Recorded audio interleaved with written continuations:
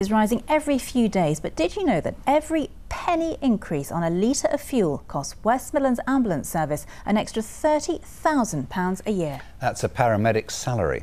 Well, like many of us, they're having to re-budget to meet rising costs, but they say patients won't suffer.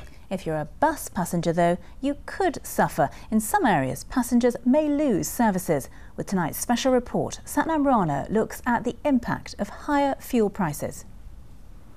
There's no quick fix to the problem of rising fuel prices, but the emergency services may have an emergency of their own if the hike continues.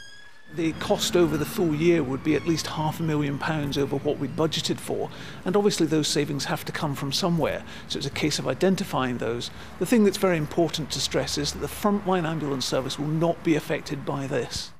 The same assurances come from the fire service, but it too needs to find more money. In Staffordshire, £100,000 over the next year. In Shropshire, it's £20,000, and in Hereford and Worcester, it's £70,000. Public services will inevitably suffer. In Stoke-on-Trent, the 350s days may be numbered, along with 4 other bus routes which are facing the chop.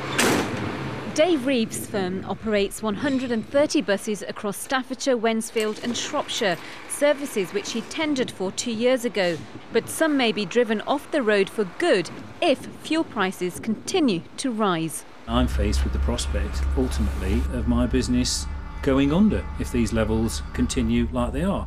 Hopefully, we can put initiatives in place to stop that, but that is a real that's a real challenge for us going forward. It's about survival.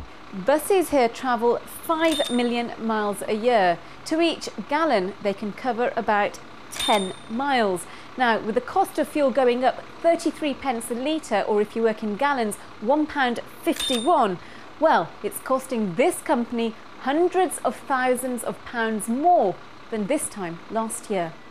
Passengers have already had one fare rise in January. Another one is on the way. But for Dave, this may not be enough. Concessionary fares are the amount we get paid from the government for free travel for the OAPs, but unfortunately the amount we're getting paid this year compared with last year is substantially less. So I've got fuel prices going up and concessionary fare payments coming down substantially. With little sign of fuel costs slowing down, this may appear to be a problem for businesses, but ultimately it will have an impact on our lives, whether it's waiting for an ambulance, a fire engine, or indeed catching a bus. Satnam Rana, BBC Midlands Today, Stoke-on-Trent. Well, we would like to stress that 999 services will not be affected by the rising fuel costs, but of course savings will have to be made elsewhere by the emergency services. Now, could this have happened to you?